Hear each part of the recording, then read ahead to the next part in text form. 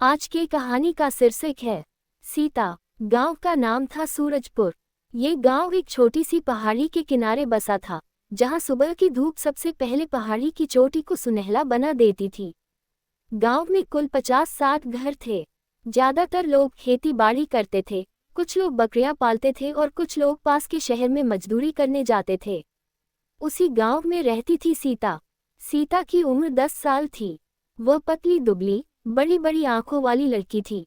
उसके बाल हमेशा 2 चोटियों में बंधे रहते। उसके पिता का नाम रामदास था, जो खेतों में काम करते थे। माँ सावित्री घर संभालती थी और छोटा भाई गोपाल सिर्फ 5 साल का था, जो दिन भर सीता के पीछे पीछे घूमता रहता। सीता बहुत शर्माती थी। स्कूल में टीचर जब उससे सवाल पूछते तो वह सिर्फ सिर झुका लेती। लेकिन घर में वह बहुत चंचल थी। वह गोपाल को कहानियां सुनाती, उसके साथ खेलती और कभी कभी गांव की गलियों में घूमकर फूल चुन लाती। स्कूल में उसकी सबसे अच्छी सहेली थी लक्ष्मी। लक्ष्मी ठीक उल्टी थी, बहुत बोलने वाली, हंसमुख और हमेशा कुछ न कुछ शरारत करने वाली। दोनों साथ साथ स्कूल जाती, साथ पढ़ती और साथ खेलती। एक दिन स्कूल में वार्षिक परीक्षा का नतीजा आया। सीता गणित में सबसे ज्यादा नंबर लाई थी। टीचर ने पूरे क्लास के सामने उसकी तारीफ की। सीता, तुम बहुत होशियार हो। अगर तुम मेहनत करती रहो तो एक दिन बड़ी इंजीनियर या डॉक्टर बन सकती हो। सीता शर्मा गई, लेकिन अंदर से बहुत खुश हुई। घर जाकर उसने माँ को बताया। सावित्री ने उसे गले लगा लिया। बेटी, पढ़ लिख कर कुछ बनना। हम गरीब हैं, लेकिन तेरी पढ़ाई में कभी कमी नहीं होने देंगे। रामदास भी खुश हुए। उन्होंने कहा, अगले साल हम तुम्हें शहर के अच्छे स्कूल में डालेंगे। वहाँ बेहतर पढ़ाई होगी। सीता रात को सोचती रही, शहर का स्कूल, वहाँ नई किताबें, नए दोस्त, नया सब कुछ। लेकिन साथ ही डर भी लग रहा था।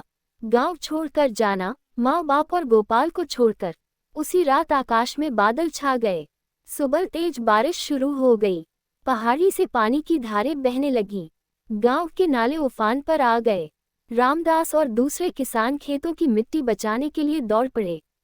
सीता और लक्ष्मी भी घर के बाहर निकलकर देखने लगी। बारिश 2 दिन तक लगातार होती रही। तीसरे दिन जब बारिश थमी तो गांव के नीचे वाली तरफ बाढ़ आ गई। कई खेत डूब गए। रामदास के खेत भी प्रभावित हुए। अनाज की फसल नष्ट हो गई। घर में चिंता छा गई। रामदास ने कहा, अब शहर का स्कूल तो दूर की बात है, पहले तो घर चलाना मुश्किल हो गया है। सीता चुपचाप सुनती रही। उस रात उसने माँ से पूछा, माँ, क्या मैं अब पढ़ाई छोड़ दूँ? सावित्री ने उसके सिर पर हाथ फेरा। नहीं बेटी, पढ़ाई कभी मत छोड़ना। हम कोई न कोई रास्ता निकाल लेंगे। अगले कुछ महीने बहुत मुश्किल गुजरे। रामदास पास के शहर में मजदूरी करने लगे। सावित्री ने घर पर सब्जी उगानी शुरू की। सीता स्कूल के बाद माँ की मदद करती, गोपाल को संभालती और रात को पढ़ती। लक्ष्मी रोज आती और कहती, चल आज साथ पढ़ते हैं। दोनों लड़कियां रात को लालटेन की रोशनी में बैठकर पढ़ती। एक दिन गांव में एक नई टीचर आई। उनका नाम था शकुंतला मिस। वे शहर से आई थीं और गांव में स्वयंसेवी रूप से पढ़ाने आई थीं। शकुंतला मिस बहुत अच्छी थीं। उन्होंने सीता को देखा और कहा, तुम में बहुत प्रतिभा है, मैं तुम्हें शाम को एक्स्ट्रा क्लास लूंगी। सीता खुश हो गई। अब वह रोज शाम को मिस के पास जाती। वहां उसे गणित के अलावा विज्ञान, अंग्रेजी और कंप्यूटर की भी बेसिक बातें सिखाई जाने लगी। लक्ष्मी भी साथ आती, लेकिन वह ज्यादा खेलना पसंद करती थी। 6 महीने बाद गांव में एक छोटा सा मेला लगा। उस मेले में एक बाल प्रतिभा प्रतियोगिता रखी गई थी। शकुंतला मिस ने सीता को भाग लेने के लिए कहा। सीता डर गई। मिस, मैं स्टेज पर नहीं बोल पाऊंगी। मिस ने मुस्कुराकर कहा, डर मत, जो तुम जानती हो वही बताना। प्रतियोगिता में सीता ने पर्यावरण बचाओ पर एक छोटा सा भाषण दिया। उसने बताया कि कैसे बारिश के पानी को सही तरीके से बचाकर हम सूखे से लड़ सकते हैं। उसने गांव की बाढ़ का उदाहरण भी दिया। लोग ताली बजाने लगे। सीता दूसरा नंबर लाई। पुरस्कार के रूप में उसे एक नई साइकिल और किताबों का सेट मिला। घर लौटकर सीता ने साइकिल माँ को दिखाई। सावित्री की आंखें नम हो गईं। रामदास ने कहा, बेटी, तूने तो परिवार का नाम रोशन कर दिया। अब सीता रोज साइकिल से स्कूल जाने लगी। रास्ते में वह लक्ष्मी को भी बैठा कर ले जाती। दोनों की दोस्ती और गहरी हो गई। लेकिन जिंदगी हमेशा सीधी नहीं चलती। एक दिन लक्ष्मी के पिता की तबीयत बहुत खराब हो गई। उन्हें शहर के अस्पताल में भर्ती करना पड़ा। लक्ष्मी के घर में पैसे की तंगी हो गई। लक्ष्मी स्कूल आना कम कर दिया। सीता रोज उसके घर जाती और पूछती, कैसी है चाची, कोई मदद चाहिए तो बताना। लक्ष्मी उदास रहने लगी। एक दिन उसने सीता से कहा, मेरी पढ़ाई शायद यहीं रुक जाएगी, पापा का इलाज महंगा है। सीता ने सोचा। उसने शकुंतला मिस से बात की। मिस ने गांव वालों को इकट्ठा किया और एक छोटा सा फंड बनाया। सीता ने अपनी साइकिल बेचने की पेशकश की, लेकिन मिस ने मना कर दिया। गांव वालों ने मिलकर कुछ पैसे जुटाए। रामदास ने भी अपनी मजदूरी का कुछ हिस्सा दिया। धीरे धीरे लक्ष्मी के पिता की सेहत सुधरने लगी। लक्ष्मी फिर स्कूल आने लगी। उसने सीता को कसकर गले लगा लिया, तुम मेरी सच्ची दोस्त हो।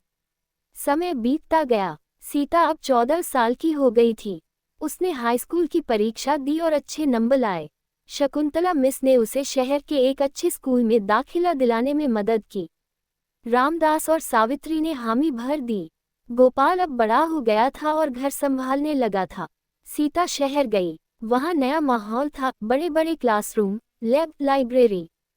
पहले कुछ दिन तो वह बहुत अकेली महसूस करती, लेकिन फिर उसने नई दोस्तें बना लीं। वह पढ़ाई में आगे बढ़ती गई। हर महीने वह गांव आती और माँ बाप को सब बताती। लक्ष्मी अब गांव के स्कूल में पढ़ाती थी। दोनों शाम को पुराने पीपल के पेड़ के नीचे बैठकर पुरानी यादें ताज़ा करती। एक साल बाद सीता ने सोचा कि गांव में भी कुछ करना चाहिए। उसने शकुंतला मिस से बात की और दोनों ने मिलकर गांव में एक छोटा सा कम्युनिटी लर्निंग सेंटर शुरू किया। शाम को बच्चे वहां आते, पढ़ते, कंप्यूटर सीखते और पर्यावरण के बारे में जानते। लक्ष्मी भी इसमें शामिल हो गई। धीरे धीरे गांव बदलने लगा। बच्चे ज्यादा पढ़ने लगे। किसान पानी बचाने के नए तरीके अपनाने लगे। महिलाएं छोटे छोटे बिजनेस शुरू करने लगीं। सीता अब 17 साल की थी। उसने इंटरमीडिएट पास किया और कॉलेज में एडमिशन लिया। विषय था एनवायरमेंटल साइंस। वह सपना देखती थी कि एक दिन वह अपने गांव को हरा भरा और खुशहाल बनाएगी। एक दिन कॉलेज में एक प्रोजेक्ट आया, स्थानीय स्तर पर जल संरक्षण। सीता ने अपना गांव चुना। वह गांव आए और पूरे गांव वालों को इकट्ठा किया। उसने बताया कि कैसे पुराने तालाबों को साफ किया जाए, कैसे वर्षा जल संचयन किया जाए और कैसे सूखे में भी फसल बचाई जा सकती है। रामदास बहुत गर्व से अपनी बेटी को देख रहे थे। सावित्री ने कहा, बेटी, तूने जो सपना देखा था वह पूरा हो रहा है।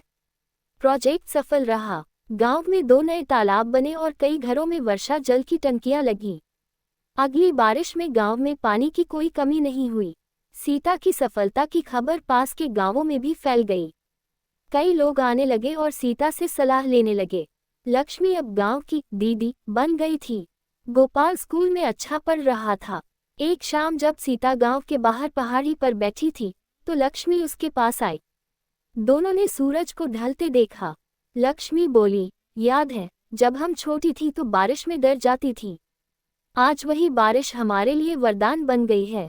सीता मुस्कुराए, हाँ, दोस्ती, मेहनत और थोड़ी सी हिम्मत से सब कुछ बदल सकता है।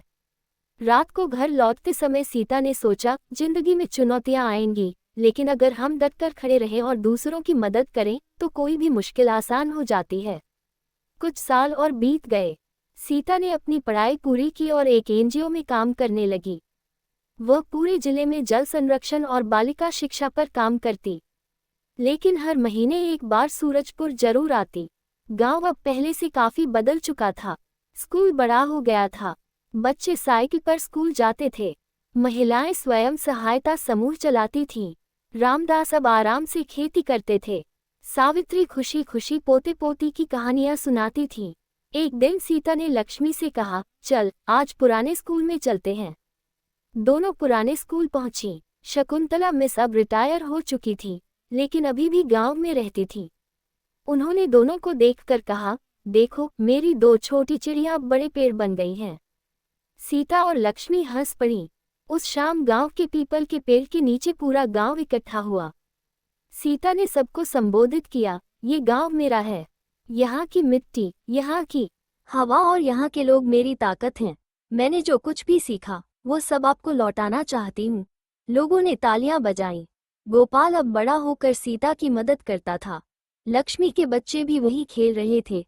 रात को जब सीता अपनी पुरानी छत पर लेटी तो आकाश में तारे चमक रहे थे। उसने सोचा, एक छोटी सी लड़की से शुरू हुई कहानी अब पूरे गांव की कहानी बन गई है।